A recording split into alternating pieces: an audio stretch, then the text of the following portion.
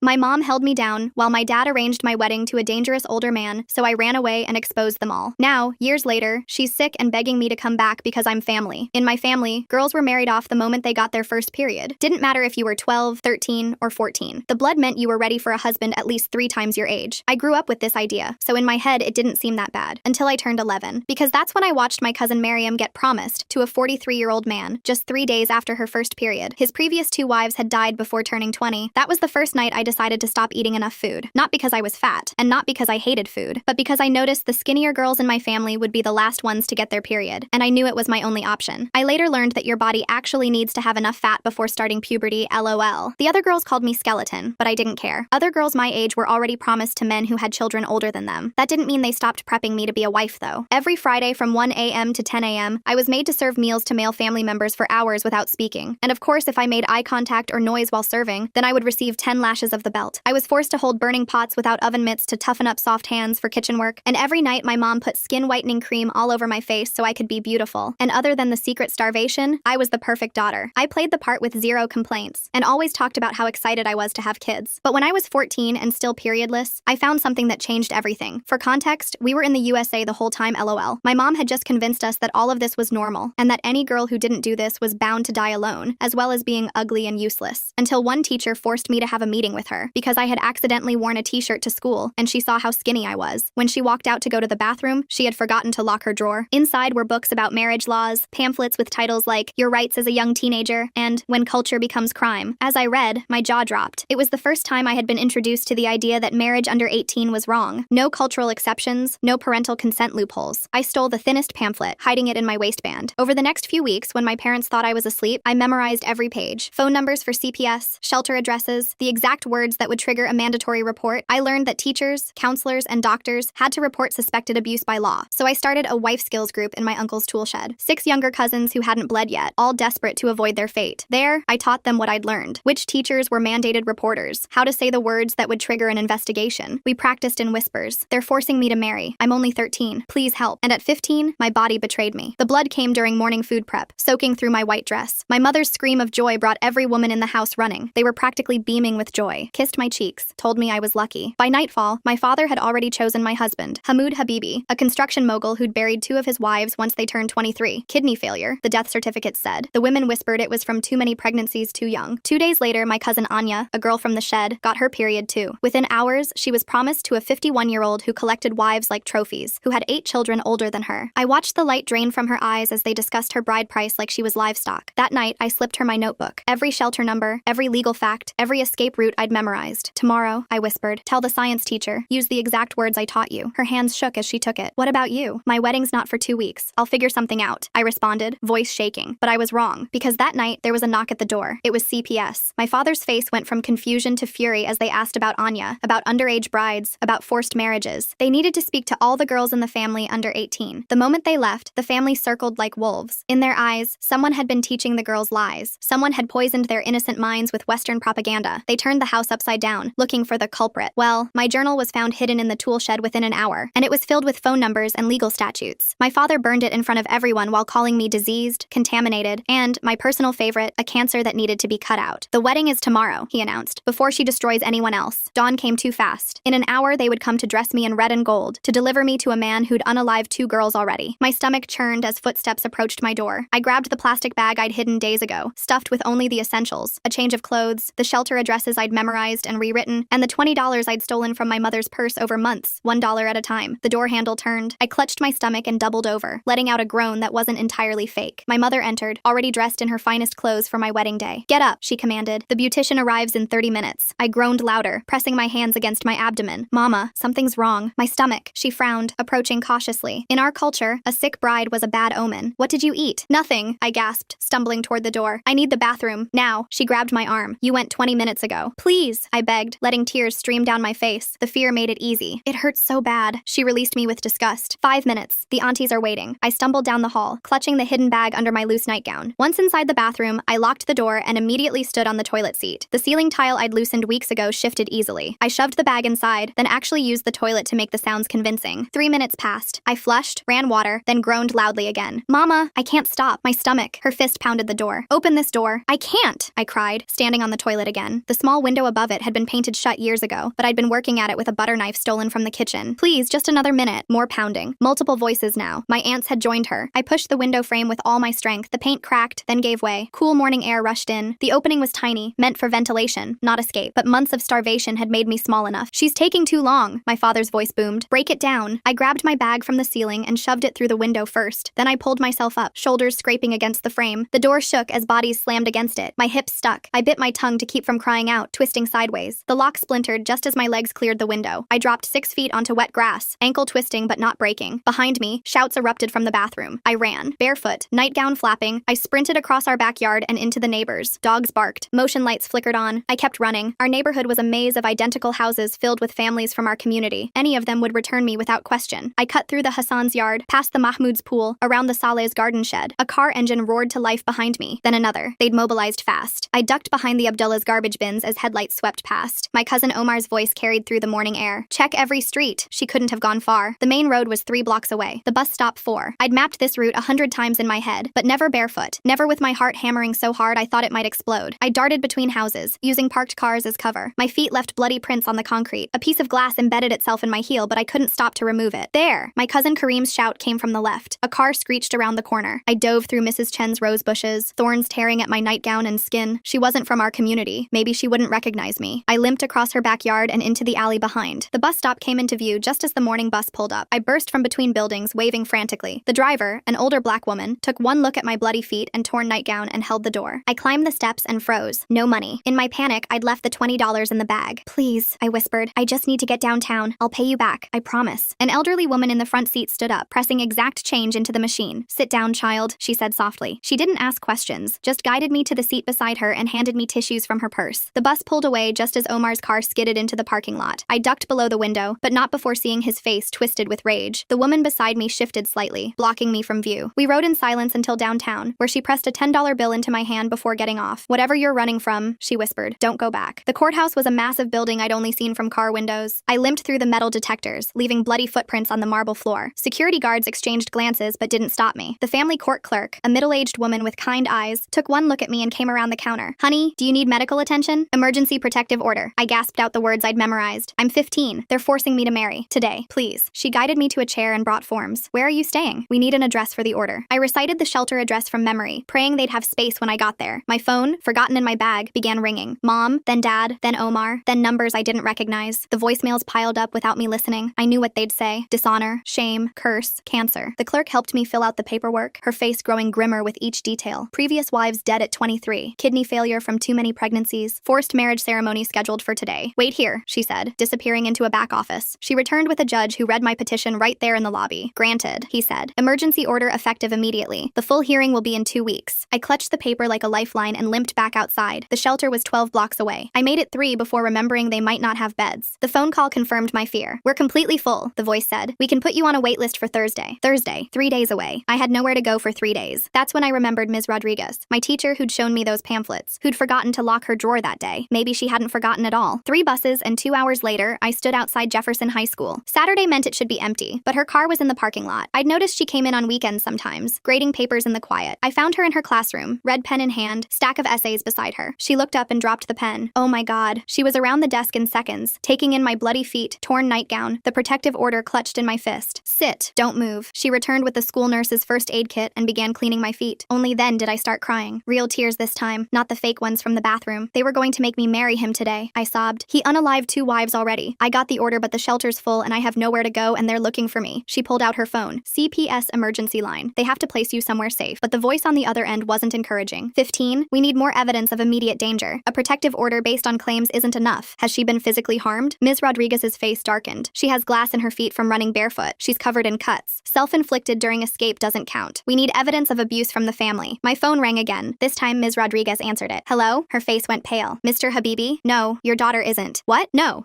I heard my father's voice through the speaker, calm and reasonable, his business voice, the one he used to convince people he was a respectable man. She's sick, he was saying. Mental problems. She needs her medication. We're very worried. Ms. Rodriguez hung up. How did he know you were here? My phone. Of course. They were tracking my location. Delete everything, she said. Factory reset. Now. As I wiped my phone, she made more calls. CPS supervisors, social workers, legal aid. Each one said the same thing. Without immediate physical danger or better evidence, their hands were tied. That's when we heard car doors slam slamming in the parking lot. Ms. Rodriguez locked the classroom door and pulled the blinds. Stay quiet. Footsteps echoed in the hallway. Multiple sets. Male voices speaking in Arabic, then English. We know she's here, my father called out. Her phone showed this location. She's sick. She needs help. They tried the door handle, knocked politely at first, then harder. I'm calling 911, Ms. Rodriguez whispered, but I grabbed her hand. Wait, let me try something first. I rolled up my sleeves, showing her the circular scars from the pot training, the bruises from this morning's struggle when my mother had tried to force me into the wedding dress. Then I lifted my nightgown just enough to show the belt marks across my back from years of Friday morning service training. Her hands shook as she took photos with her phone. Why didn't you show anyone before? I thought it was normal, I whispered, until I read your pamphlets. She called 911. There are multiple men trying to break into my classroom. I have a student with me who's in danger. Please hurry. The pounding on the door intensified. Then my uncle's voice. We have her medication. She's bipolar, schizophrenic. She makes up stories. Check the parking lot cameras, I told Ms. Rodriguez urgently. I came alone. If they have medication, they brought it with them. She called the school security office, explaining rapidly. The security guard, Mr. Williams, said he was pulling up the footage. Police sirens wailed in the distance. The pounding stopped. Footsteps retreated quickly. By the time officers arrived, my father had transformed. Gone was the angry man beating down doors. In his place stood a concerned parent in an expensive suit, holding prescription bottles with my name on them. Thank God you're here, he told the officers. My daughter is very sick. She has delusions. Makes up terrible stories about our family. The officers separated us for questioning. One stayed with me and Ms. Rodriguez, while two others spoke with my father and uncles in the hallway. She's never been on medication, Ms. Rodriguez insisted. I've been her teacher for 2 years. Look at these injuries. The officer looked at my feet, the cuts, the bruises. Could be self-inflicted, he said slowly. If she was having an episode, check when those prescriptions were filled, I said suddenly. If I'm so sick, why am I not in the system? Why no doctor visits? No therapy? Ms. Rodriguez pulled out her laptop. I have essays she wrote, months of them, about family traditions, cultural expectations. They document everything subtly. She'd kept them. Every essay where I'd hidden truths between the lines, writing about traditional cooking lessons when I meant burning my hands, describing preparing for marriage when I meant beatings for making eye contact. The officer read them, frowning deeper with each page. Meanwhile, Mr. Williams arrived with security footage on his phone. It clearly showed my father and uncles arriving with the prescription bottles already in hand. Anya, I said suddenly. Call Anya Mansour. She made a report yesterday. She knows everything. But when Ms. Rodriguez searched for Anya's family, she found they'd moved out of state that very morning. No forwarding address. Phone disconnected. My father must have sensed the tide turning because his calm facade cracked. He began speaking rapidly in Arabic to my uncles, gesturing angrily. What's he saying? The officer asked. He's telling them to call the family lawyer, I translated, and saying something about the dowry being non-refundable. That was his mistake. Mentioning the dowry. The officer's expression hardened. Sir, what dowry? My father's face went still. I misspoke. My English. Your English seemed fine 5 minutes ago, the officer noted. The next hour blurred together. More police arrived. A CPS emergency supervisor. Someone from the district attorney's office. My father alternated between threats of lawsuits and pleas about family honor. My uncles invoked religious freedom and parental rights. But the evidence was mounting. The essays, the injuries, the fake prescriptions, the security footage, the emergency protective order I'd filed that morning. She's a minor who's made credible allegations of abuse and forced marriage, the CPS supervisor finally declared. We're placing her in emergency protective custody. My father erupted. He lunged toward me, screaming in Arabic about dishonor and curses. Two officers restrained him while he spat threats about what happened to girls who betrayed their families. Ms. Rodriguez held my hand as they led him away. The emergency placement coordinator arrived within 20 minutes. A tired-looking woman named Margaret who'd clearly been pulled from her weekend. She took one look at my feet and immediately called for medical transport. We need to get those cuts cleaned properly, she said, helping me into a wheelchair. The glass needs to come out before infection sets in. Ms. Rodriguez squeezed my shoulder. I'll follow you to the hospital. You're not alone. The emergency room was chaos. Saturday afternoon meant sports injuries and accidents filled every bed. A nurse triaged me quickly, noting the glass embedded in my heel and the various cuts that needed attention. As she worked, Margaret made phone calls trying to find placement. Yes, I understand you're full, she said into her phone. This is an emergency removal, cultural marriage situation. No, she can't go to regular foster. Yes, she needs specialized placement. Each call ended the same way. No beds, no space, no availability for high-risk cultural cases. Ms. Rodriguez paced the small curtained area. There has to be somewhere. What about safe houses? Women's shelters? All full, Margaret sighed. Weekend placements are always difficult, and cases like this, she lowered her voice. Families often try to retrieve the girls. We need somewhere secure. The doctor arrived to remove the glass, injecting local anesthetic before beginning the delicate work. I bit my lip, less from pain and more from fear. Every minute without placement was another minute my family had to find me. Wait, Mrs. Rodriguez said suddenly. I know someone, a retired nurse who used to work with the district. She's done emergency placements before. Margaret perked up. Is she certified? Let me call. Ms. Rodriguez stepped outside, returning minutes later with a small smile. Theodora Whitman. She's certified for emergency placement and has experience with cultural transition cases. She can take her tonight. Relief flooded through me as Margaret began the paperwork. The doctor finished bandaging my feet, prescribing antibiotics to prevent infection. As we prepared to leave, my phone buzzed with a text from an unknown number. You have dishonored us all. This is not over. I showed it to Margaret, who documented it immediately. We'll need to change your number, and you'll need to be careful about social media. Any way they might track you. The ride to Theodora's house took took 40 minutes, winding through unfamiliar neighborhoods far from my community. Ms. Rodriguez followed in her car, refusing to leave until she knew I was safe. The house was modest but well kept, with security cameras visible at every corner and a tall fence surrounding the property. Theodora met us at the door, a sturdy woman in her 60s with sharp eyes and gentle hands. She took in my bandaged feet and exhausted face with the practiced assessment of a nurse. "Come in, dear. Let's get you settled." The inside was warm and comfortable, nothing like the cold marble and gold fixtures of my family's house. She showed me to a small bedroom with a lock on the inside of the door. "For your peace of mind," she said simply. "The windows have alarms, and I have motion sensors around the property. You're safe here." Margaret finished the paperwork while Ms. Rodriguez helped me unpack my meager belongings. Before leaving, my teacher pressed a card into my hand. "My personal number. Call anytime, day or night." That first night, I barely slept. Every car passing made me tense. Every shadow could be an uncle or cousin coming to drag me back. Theodora found me sitting by the window at 3 a.m. watching the street. "They came for the last girl too," she said quietly, settling into the chair beside me. "3 brothers and a father stood right at that gate, demanding I return their property." She smiled grimly. "The police response time to this address is under 2 minutes. I made sure of that." Sunday passed in a blur of safety planning. Theodora helped me set up a new phone with a number known only to her, Margaret, and Ms. Rodriguez. We went through scenarios: what to do if someone approached me, how to vary my routes, which neighbors could be trusted in an emergency. "Tomorrow we'll need to register you for school in this district," she said. "Under a protective order, you can't return to Jefferson High." The thought of starting over was terrifying, but staying hidden was more important than familiar hallways. Monday morning brought the first test. Theodora's doorbell rang at 6 a.m., the security monitor showing my aunt and 2 female cousins. They carried containers of food and wore concerned expressions. "We know she's here," my aunt called through the intercom. "We just want to talk. Her grandmother is sick with worry." Theodora didn't even respond, just called the police non-emergency line. "Yes, the subjects from the protective order are at my property. Thank you." They left before the patrol car arrived, but not before my cousin held up a sign to the camera. "We love you. Come home." The manipulation had begun. That afternoon, Margaret called with updates. "Your father has hired a lawyer. They're claiming parental alienation and demanding your return." Can they do that? They can try. But with the protective order and CPS involvement, it's unlikely. Still, you need to be prepared for a fight. Tuesday brought flowers. An enormous bouquet appeared on the doorstep with a card. "Our hearts are broken. Please forgive us. Love, Mama." Theodora photographed everything before disposing of them. "Document everything," she reminded me. "Every contact, every attempt." I started at the new school Wednesday, enrolled under special circumstances that kept my records sealed. The counselor, informed of my situation, assigned me a buddy and arranged for me to eat lunch in the library if needed. "We've had similar cases," she assured me. "Your safety is our priority." But safety felt fragile when I saw a familiar car in the parking lot after school. Not my father's. He was too smart for that. But one of my uncle's work trucks, parked where anyone leaving would have to pass. I ducked back inside, calling Theodora from the counselor's office. She arrived within minutes, parking directly in front of the truck and walking me to her car while recording everything on her phone. "Let them know we see them," she said. "Let them know we're not afraid." Thursday's mail brought legal documents. My father was petitioning for my return, claiming I'd been brainwashed by outside influences and was in danger of losing my cultural identity. Margaret connected me with a lawyer from Legal Aid, a fierce woman named Patricia who specialized in these cases. "Standard tactics," Patricia said, reviewing the papers. "They'll claim religious freedom, parental rights, cultural preservation. We'll counter with child welfare, documented abuse, and your own testimony. Will I have to see them in court? Not if I can help it, but you need to be prepared for that possibility." Friday morning, the real escalation began. Theodora woke me early, her face grim. "Check your social media. Don't log in, just look." On a borrowed laptop, she showed me my father's public Facebook post. My photo, alongside a desperate plea: "Please help us find our daughter. She is mentally ill and needs medication. She was taken by people filling her head with lies. We fear for her safety." The comments were already pouring in. Family friends offering prayers, community members sharing the post. Some even offered rewards for information. "This is witness intimidation," Patricia said when we called her. "He's trying to control the narrative. We need to respond carefully." But the damage was spreading. By afternoon, the post had been shared hundreds of times. My photo was circulating in community WhatsApp groups with warnings about the sick girl who needs help. Then came the first real betrayal. One of the girls from my wife's skills group, my younger cousin Margie, who I'd tried to protect, posted a video response. In it, she sat primly beside her mother, reciting clearly rehearsed lines. She told us terrible lies about our family, said our parents wanted to hurt us. She made us scared of our own culture. "Please, if you see her, help bring her home so she can get help." My heart shattered watching her vacant eyes, knowing the pressure she must have faced to record those words. Theodora held me while I cried. "They're using everything you love against you, but that doesn't make what you did wrong." Saturday brought an unexpected visitor. The doorbell camera showed a young woman I didn't recognize, holding an envelope. "I'm from the law office," she called. "I have documents for the minor child." Theodora was suspicious. "Leave them in the mailbox. I'll retrieve them." But as the woman turned to go, I caught her profile and gasped. It was my cousin Sarah, 3 years older than me, wearing a wig and business clothes. "Don't go out there," Theodora warned, but I was already at the window. Sarah looked up, meeting my eyes. For a moment, her mask slipped and I saw tears. Then she composed herself, placed the envelope in the mailbox, and walked away quickly. The envelope contained photos. My grandmother, looking frail. My little sister at her birthday party. My chair conspicuously empty. My mother crying while cooking my favorite dish. Each image carefully chosen to maximize guilt. But the last photo made my blood run cold. It was Anya, back from wherever they'd hidden her. She stood between her parents, wearing an engagement ring, her eyes dead. On the back, someone had written, "She came home. She's happy now. You could be too." They brought her back, I whispered. They're going to make her marry him anyway. Patricia cursed when we called her. This complicates things. If Anya recants her statement, she won't, I said firmly. Look at her eyes. She's terrified. Fear doesn't matter if she won't testify to it. Sunday's attack was more direct. Theodora's neighbor called to report men photographing the house from across the street. By the time police arrived, they were gone, but the message was clear. We know where you are. Maybe we should move you, Margaret suggested during an emergency meeting, but Theodora shook her head. Running tells them they're winning. We stay. We document. We fight. Monday morning brought the court hearing for the permanent protective order. Patricia had prepared me carefully, but nothing could have prepared me for walking into that courtroom. My entire extended family filled one side. Aunts, uncles, cousins, community leaders, all in their finest clothes, all staring at me with mixtures of pity and disgust. My parents sat in the front row, my mother dabbing at her eyes with a handkerchief. I took my seat beside Patricia, trying not to shake. My father's lawyer went first, painting a picture of a loving family torn apart by Western corruption. He presented character witnesses, the imam from our mosque, family friends, even my old pediatrician who testified I'd never shown signs of abuse during checkups. Because I was never allowed to be alone with him, I whispered to Patricia. My mother always answered for me. When our turn came, Patricia presented the evidence methodically. The photos of my injuries, the essays documenting years of preparation for forced marriage, the security footage of my father arriving with fake prescriptions. Then she called Ms. Rodriguez to testify. My teacher took the stand calmly, but I could see her hands shaking slightly. She described finding me reading the pamphlets, my weight loss over the years, the essays that had concerned her. Did you ever report these concerns? My father's lawyer asked on cross-examination. I tried to build trust first. I thought if she felt safe, so you didn't report. You didn't follow mandatory reporting laws. I reported when I had concrete evidence. After allegedly influencing her with anti-cultural propaganda, Patricia objected, but the damage was done. They were painting Ms. Rodriguez as the manipulator, the one who'd planted these ideas. When it was my turn to testify, Patricia had me focus on facts, the burn scars, the beatings, the men my cousins had been promised to, Hamoud Habibi's dead wives. These are serious allegations, the judge said. Do you have proof of these deaths? The death certificates are public record, Patricia responded. Both women died of kidney failure before age 23. Both had multiple pregnancies. My father's lawyer stood. Kidney failure is a medical condition, unless you're alleging my client murdered these women. I'm alleging a pattern, Patricia countered. Young brides, multiple pregnancies, early deaths, and now they want to give him another child to— Objection, my father's lawyer shouted. Counsel is making inflammatory statements without evidence. The judge called for order, but I could see doubt creeping into his expression. Without Anya's testimony, without concrete proof of forced marriage beyond my word. That's when the courtroom doors opened. A woman entered, followed by a CPS worker. She was young, maybe 25, wearing a hijab and walking with a slight limp. Your Honor, the CPS worker said, this witness has information relevant to the case. My father went rigid. My mother gasped. The woman took the stand, stating her name as Fatima Habibi. I was Hamoud Habibi's first wife, she said quietly. I didn't die. The courtroom erupted. My father's lawyer objected frantically while my family whispered furiously among themselves. I was 15 when I married him, Fatima continued once order was restored. By 20, I'd had 4 children and my kidneys were failing. My family told everyone I died, but a nurse at the hospital helped me escape. I've been in hiding for 5 years. She looked directly at me. When I saw the Facebook posts about you, I knew I had to come forward. I couldn't let him do to another girl what he did to me. Her testimony was devastating. The pregnancies forced too close together. The beatings when she couldn't conceive fast enough. The way her family had known but prioritized reputation over her life. They would rather tell people I died than admit their daughter left her husband, she said. That's what awaits girls who try to escape, death or erasure. My father's lawyer tried to discredit her, but she'd brought medical records, proof of her injuries, documentation of her kidney damage from multiple pregnancies, even photos of the fake grave her family had created. When the judge finally ruled, his decision was clear. The protective order would be permanent. My parents would have no contact. Any violation would result in criminal charges. My father stood as we prepared to leave. You are no daughter of mine, he said in Arabic. You are dead to us. Sit down, sir, the judge warned. But my mother was standing too, removing her hijab in a gesture of ultimate rejection. We have no daughter, she announced. She died today. The walk out of that courtroom felt like walking through fire. Family members turned their backs as I passed. Some spat at the ground. Others muttered curses. But Fatima caught my arm gently. You're not alone, she whispered. There are more of us than they want to admit. Outside, Theodora waited with the car running. As we drove away, I saw my family gathering on the courthouse steps, my father gesturing angrily while on his phone. It's not over, Patricia warned. They'll try other tactics. Stay vigilant. She was right. Within days, the harassment evolved. Since they couldn't contact me directly, they found other ways. My old social media accounts, which I'd deactivated, were hacked and reactivated with posts about mental illness and cries for help. Photos of me were edited to look unstable and shared widely. Community businesses where Theodora shopped began refusing her service. We don't want trouble, one shop owner told her apologetically. Your foster girl. Her family is powerful. Then came the lawyers. Not criminal this time. Civil. Lawsuits for defamation, for emotional distress, for alienation of affection. Each one baseless but expensive to fight. They're trying to bankrupt us into submission, Patricia explained. It's a common tactic. But the worst came through other girls. Videos began appearing online. Cousins and family friends describing how I'd corrupted them with dangerous ideas. Each testimony carefully crafted to paint me as a predator who targeted young girls. She told us our parents wanted to sell us, one cousin said to the camera, made us afraid of our own families. I recognized the coaching in their stilted words, the fear behind their eyes. These were girls I'd tried to save, now being used as weapons against me. Theodora increased security after we found footprints in the garden one morning. The police couldn't prove anything, but we knew someone had been watching the house. Maybe you should consider the witness protection program, Margaret suggested during a particularly bad week. But I thought of Fatima, hiding for 5 years. Of all the other girls still trapped, running meant abandoning them. No, I decided. I stay. I fight. I show them it's possible. The next challenge came from an unexpected source. A woman appeared at Theodora's door claiming to be from a cultural mediation service. We specialize in family reconciliation, she said smoothly. Perhaps we could arrange a supervised meeting. Theodora shut the door in her face, but the woman left pamphlets about the tragedy of cultural disconnection and the importance of family unity. Similar approaches followed. A therapist who specialized in cultural reintegration, a religious leader offering to mediate, even a distant relative I barely knew, claiming my grandmother was dying and begging for one last visit. Each attempt was documented, reported, and rejected, but they were wearing us down. Then Patricia called with unexpected news. Anya wants to meet with you. My heart leaped, then sank. Is it a trap? I don't know. She contacted me through her own lawyer, says she has information you need to hear. The meeting was arranged at Patricia's office with security present. When Anya walked in, I barely recognized her. She'd lost weight, her eyes were dull, and she moved like something was broken inside her. They made me come back, she whispered once we were alone. Said they'd hurt my little sister if I didn't. Anya, I'm so sorry. Listen, she interrupted urgently. There's something you need to know. They're planning something. I heard my father talking. They've given up on getting you back. That's good. No, her eyes filled with tears. Now they want to make an example of you, to show other girls what happens when you betray the family. What do you mean? I don't know exactly, but I heard them mention your new school, and something about sending a message that everyone will understand. My blood went cold. When? Soon. Maybe this week. I'm sorry. I don't know more. They don't trust me now. She gripped my hands. Be careful. Change everything. Don't follow patterns. They've been watching, learning your routines. Security escorted her out quickly, but not before she pressed a small piece of paper into my palm, an address. Other girls, she mouthed silently, help them. That night, Theodora and I made plans. I would take a few days off school, vary my schedule, never be alone. But we underestimated their determination. Wednesday morning, I was in the kitchen when Theodora's security alarm triggered. Not the perimeter alarm, the window sensor in my bedroom. Lock yourself in the bathroom, Theodora commanded, already on the phone with 911. I ran, hearing glass breaking behind me, male voices shouting in Arabic. Not my father or uncles. They were too smart to come themselves. These were hired men, distant relatives or community members willing to do the dirty work. The bathroom door was solid wood with a good lock, but it wouldn't hold forever. I could hear them searching, calling my name, promising they just wanted to talk. Police are 3 minutes out, Theodora called through the door. Hold on! The doorknob rattled, then harder pounding. They'd found me. Come out, girl. Don't make this harder. Your family misses you. I pressed myself against the far wall, looking for anything to defend myself with. A can of hairspray, scissors in the drawer, not much against grown men. The door frame began to splinter. One more hit and they'd be through. Then sirens. Beautiful, blessed sirens screaming down our street. The pounding stopped. Footsteps running, doors slamming. By the time police entered, the men were gone, leaving only broken glass and muddy footprints. We need to move you tonight, Margaret said, arriving within the hour. This placement is compromised. As I packed my few belongings, I thought about Anya's warning, about the address she'd given me, about all the girls still trapped, still believing they had no choice. I want to do something first, I told Theodora. Before we go, I need to make a call. I dialed Ms. Rodriguez's number. Remember those pamphlets? I think it's time we made more. A lot more. Because they could move me, threaten me, hunt me, but they couldn't silence the knowledge I'd spread. Every girl who learned her rights was a victory they couldn't undo. The war for my freedom wasn't over. But as we drove away from Theodora's compromised safe house toward another placement, I carried with me something more powerful than fear. The certainty that I'd already won the battle that mattered most. I'd proven it was possible to say no, to choose differently, to survive their rejection and build a new life. And that message, that hope, would spread to other girls whether my family wanted it to or not. The new safe house was 40 miles away, a small apartment above a retired police officer's garage. Margaret explained he'd done this before, housing girls whose families wouldn't stop hunting them. The security was even tighter than Theodora's. Motion sensors, cameras, panic buttons in every room. I spent the first night staring at the address Anya had given me, a house number in a neighborhood I recognized, where another cluster of our community lived. More girls who needed to know their options. Ms. Rodriguez visited the next morning with boxes of supplies. We'd decided to create information packets, not just pamphlets, but detailed guides hidden inside school notebooks, phone numbers written as math problems, legal information disguised as history homework. We'll distribute them through the school nurses, she explained. They're mandatory reporters and can identify at-risk students. While we worked, Patricia called with updates. The men who'd broken into Theodora's house had been identified through fingerprints, distant cousins from my father's side. Warrants were issued, but they'd already fled the state. Your family's also filed an appeal on the protective order, she added. They're claiming religious discrimination. The packets took 3 days to prepare. Each one contained a hidden pocket with emergency numbers, legal rights information, and step-by-step escape plans. We made 50, knowing most would be thrown away by suspicious parents. But if even one reached a girl who needed it. Thursday brought a new development. A social worker arrived with a teenage girl, her eyes wide with fear. She was from a different family in our community, but her story was familiar. Promised to a 47-year-old man. Her period had come last week. I found your notebook, she whispered to me, hidden in my cousin's room. The one with the math problems that were really phone numbers. My heart soared. The information was already spreading beyond my reach. Margaret arranged for her emergency placement while I sat with her, explaining what would happen next. The fear in her eyes slowly shifted to determination as she realized she had options. That night, my new phone rang with an unknown number. I almost didn't answer, but something made me pick up. Don't hang up, a young voice said quickly. I'm calling from a friend's phone. We're 6 girls. We found your information. We need help. I grabbed a pen, writing down everything as she spoke in rushed whispers. 6 girls, ages 12 to 16. 3 already promised to older men. They met in secret, sharing the notebook pages they'd found. Can you get to teachers? Counselors? I asked. We're trying, but our parents watch us constantly now. After what you did, they're all scared. I gave her specific phrases to use, teachers' names at different schools who would respond, made her repeat the emergency numbers back to me, told her about the security cameras at the courthouse, how to file emergency orders. What if they catch us? She asked, voice trembling. Then you try again, I said firmly, and again, until you're free. Friday morning, Patricia called with urgent news. Your father's lawyer filed an emergency motion. They're claiming you're recruiting minors into dangerous situations. They want criminal charges filed. For teaching girls their legal rights? They're calling it corruption of minors, interference with parental rights. It won't stick, but it's meant to scare you into silence. But I was done being scared into silence. That afternoon, I met with a journalist Ms. Rodriguez knew, someone who specialized in human rights stories. She'd agreed to write about the underground network of girls sharing information, protecting their identities while exposing the practice. No photos, no real names, she promised, but people need to know this is happening here, in America. The article wouldn't run for weeks, but just knowing it would exist felt like victory. Saturday's mail brought a surprise. A package with no return address, postmarked from another state. Inside were photos and a letter in shaky handwriting. The photos showed a young woman in nursing scrubs, smiling at a graduation ceremony. The letter was from Fatima. I wanted you to see what's possible, she wrote. 5 years of hiding, but I built a life, became a nurse, found love with someone who sees my worth beyond being someone's property. Stay strong. I cried holding those photos, seeing proof that survival could lead to more than just survival. Sunday was quiet until evening, when Margaret called. 3 more girls came forward today, different families all citing the information packets. CPS is opening investigations. The backlash was swift. Monday morning, my father's lawyer held a press conference on the courthouse steps. He painted me as a troubled teen destroying families, corrupting innocent children with Western ideology. Several community leaders stood behind him, nodding gravely. She targets vulnerable young girls, he said to the cameras, fills their heads with lies about loving families who only want to preserve their culture. Patricia was ready with our own response. She'd gathered statements from teachers, social workers, and counselors who'd seen the pattern for years but hadn't known how to help. The retired officer I was staying with even agreed to speak, describing the lengths families went to retrieve girls. But the real blow came Tuesday. A video surfaced online. Margie again, but this time she wasn't alone. 4 other girls from my wife skills group sat with her, all reciting how I'd tried to turn them against their families. She said our parents were evil, one girl stated flatly, said our culture was wrong, made us hate who we are. I recognized the coaching, the careful word choices, but to outsiders, it looked damning. Don't watch anymore, the retired officer advised, closing the laptop. They're trying to break you. Wednesday, everything accelerated. Patricia called early. The journalist editor had received legal threats about the article. My father's lawyer was claiming defamation, threatening massive lawsuits. Then Margaret arrived with news that made my blood run cold. One of the girls who called you last week. Her family found out. They're moving her out of state tomorrow. Which one? I asked, though I already knew. It would be the oldest, the bravest, the one most likely to run. Samira, 16. She was supposed to meet with a counselor today. I thought fast. The courthouse. If she can get there before they leave. Margaret was already calling, alerting authorities. But we all knew the statistics. Once girls were moved across state lines, they rarely resurfaced. That afternoon, I made a decision. Despite everyone's protests, I insisted on going to the courthouse. Not inside, that was too dangerous, but nearby, where Samira might see me if she managed to escape. The retired officer drove, parking where we could watch the building. For 2 hours, nothing. Then a van pulled up, and I saw her. Samira, pressed between 2 ants, being walked toward the entrance. Not for protection, for passport documentation. They were taking her out of the country. She saw me through the car window. Our eyes met for just a moment. I pressed my hand against the glass, mouthing one word, run. She didn't run, couldn't, with her ants gripping her arms, but as they passed the security checkpoint, she did something else. Dropped to the ground, screaming about stomach pain. Classic move from my playbook. Security responded, calling for medical help. In the chaos, Samira managed to grab an officer's arm. I couldn't hear what she said, but I saw his expression change. He spoke into his radio, and suddenly more officers appeared. Her aunts tried to pull her up, insisting she was fine, but Samira kept screaming, kept holding the officer's arm. Within minutes, CPS workers arrived. We need to go, the officer said, starting the engine. Now. As we drove away, I saw my uncle emerging from the van, phone pressed to his ear, gesturing furiously. They'd lost another one. Thursday was a blur of legal meetings. Patricia was building a case against the intimidation tactics, documenting every threat, every harassment attempt. The journalist had found a publisher willing to risk the lawsuits, and more girls were coming forward, not just from my community, but from others who'd heard whispers of the network. You started something, Patricia said, something they can't stop. Friday morning, I woke to sirens. Not unusual in this neighborhood, but these stopped close. Too close. The retired officer was already up, checking cameras. Stay back, he ordered, hand on his service weapon. Through the window, I saw flames flames. A car in the parking lot was burning. Not his car, one that hadn't been there last night. As firefighters worked, police found something in the trunk. Dolls dressed in white wedding dresses, burned beyond recognition. The message was clear. "We're moving you again," Margaret said when she arrived. "Today." But I was tired of running. "No, they want me scared, hidden. I'm done giving them what they want." The argument lasted hours. Finally, we compromised. I'd stay, but with increased security. Off-duty officers would rotate shifts. Panic buttons linked directly to 911. And I'd vary my location, never sleeping in the same place twice. Saturday's news brought unexpected hope. The article had been published online early, going viral within hours. Comments poured in from women who'd escaped similar situations, offering support and resources. Organizations I'd never heard of reached out, wanting to help expand the information network. But the best message came from Anya. A single text from an unknown number. 12 girls in 3 states now have the notebooks. They're making copies. You did it. Sunday was quiet, but I knew it was the calm before something. My family wouldn't accept this level of defiance without a final move. It came Monday morning. Not violence this time, but something worse in their eyes. A formal announcement in the community newsletter. I had been officially disowned, not just by my parents, but by the entire extended family. My name was to be erased from family trees, my photos removed from homes. Anyone who spoke to me would face the same fate. In their world, it was worse than death. It was complete erasure. But as I read the announcement, I felt something unexpected. Relief. They'd played their final card, and I was still standing. Tuesday brought a flood of responses. Girls who'd been watching, waiting, saw that the worst punishment hadn't destroyed me. 3 more emergency orders were filed that day. 2 girls made it to shelters. One was caught but managed to tell teachers before her family could move her. Wednesday, I met with the organization leaders who'd reached out. They wanted to formalize the network, create a proper support system with legal backing and safe houses specifically for these situations. "We'll call it the Freedom Network," one woman said, "hidden in plain sight like your notebooks." Thursday was my court date for the permanent protective order renewal. I walked in to find the courtroom packed. Not with my family this time, they'd given up that fight, but with girls and women who'd escaped, social workers who'd helped them, teachers who'd noticed the signs. My father's lawyer made one last attempt, arguing that the disownment proved the family wanted no contact. The judge shut him down quickly. "Disownment doesn't erase threats made or crimes committed," she stated firmly. "The order stands." As we left court, Fatima was waiting outside. She'd driven 3 hours to be there, to show me I wasn't alone. We didn't need words, just hugged while photographers captured the moment. 2 girls who'd refused to disappear. Friday, the Freedom Network held its first official meeting. 15 volunteers, including Ms. Rodriguez and Theodora. We planned distribution routes for information packets, safe house locations, emergency response protocols. What had started with stolen pamphlets was becoming something real. That night, my phone rang. Another unknown number. Another girl, voice shaking with fear and hope. "I found your notebook," she whispered. "Can you help me?" "Yes," I said, grabbing my pen. "Tell me everything." As she spoke, I thought about all the girls still trapped, still believing they had no choice. The network would grow. The information would spread. Some would escape, others wouldn't. But every girl who learned her rights was a victory. My family had erased me, but I'd become something they couldn't erase. Proof that their daughters could choose differently. That knowledge would spread through whispered conversations and hidden notebooks. Through brave girls who risked everything for freedom. The war wasn't over. It might never be truly over. But as I gave another terrified girl the words that could save her life, I knew we'd already won the battle that mattered most. We'd proven it was possible to say no.